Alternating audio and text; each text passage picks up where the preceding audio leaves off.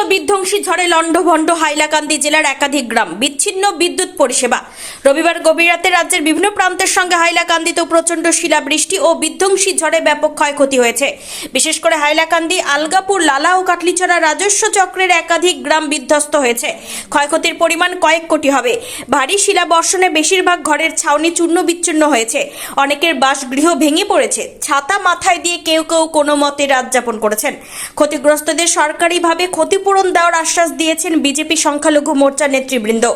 সোমবার পূর্ব হাইলাকান্দির রতনপুর, নিতাইনগর, পূর্ব সোনাপুর, ভজন্তীপুর, বাহাদুরপুর, মাটিজুড়ি ইত্যাদি গ্রামে উপস্থিত হয়ে ক্ষয়ক্ষতির পরিমাণ খতিয়ে দেখেন বিজেপি সংখ্যালঘু মোর্চার জেলা সভাপতি, সাধারণ সম্পাদক সহ জেলা প্রভারী গৌতম গুপ্ত।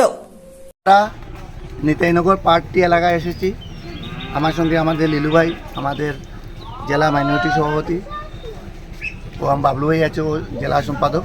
তাছাড়া এখানে আমাদের স্থানীয় যারা আছে সবার সঙ্গে আমরা আলোচনা করে দেখেছি। গতকালকে রাত্রে যেটা ঘূর্ণিঝড় হয়েছিল, শিলাবৃষ্টির জন্য মানুষের ঘরবাড়ি পুরো শেষ, টিনগুলা একদম পুরো মানুষ থাকতে পারছে না। যাই হোক, আমাদের মুখ্যমন্ত্রী আসছেন পরশু দিন, যার জন্য আমরা মুখ্যমন্ত্রী আসলে যাতে এগুলা বলতে পারি, যার জন্য আমরা সরকার থেকে এখন ওরা সার্ভে করতে এসেছে, পাটোয়ারিরা এসেছে এখানে।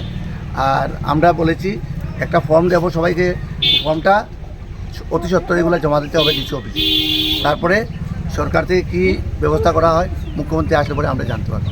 মানে তারা ক্ষতিপূরণ পাওয়ার একটা আশা রয়েছে। মুখ্যমন্ত্রী আসলে পরে এটা জানতে পারবো, কারণ এখন বর্তমানে ইলেকশন চলছে, যার জন্য ইলেকশনের কিছু নীতি নিয়ম আছে, এগুলা মুখ্যমন্ত্রী আসলে পরে আমরা বুঝতে পারবো। মানুষের অবস্থা কিভাবে দেখছেন আপনারা? মানুষের আমি ঘরে গিয়ে দেখেছি যে ওরা যে ইফতার করবে, যে ইফতার করার আগুনের ব্যবস্থা নেই, খাওয়ার ব্যবস্থা নেই। আমার দেখে খুব কষ্ট লেগেছে। তবুও আমরা বলছি ভগবানের কাছে যাতে আর বৃষ্টি যাতে না আসে। হাইলাকান্দি থেকে মোস্তফা আহমেদ মজুমদারের রিপোর্ট, গণআওয়াজ।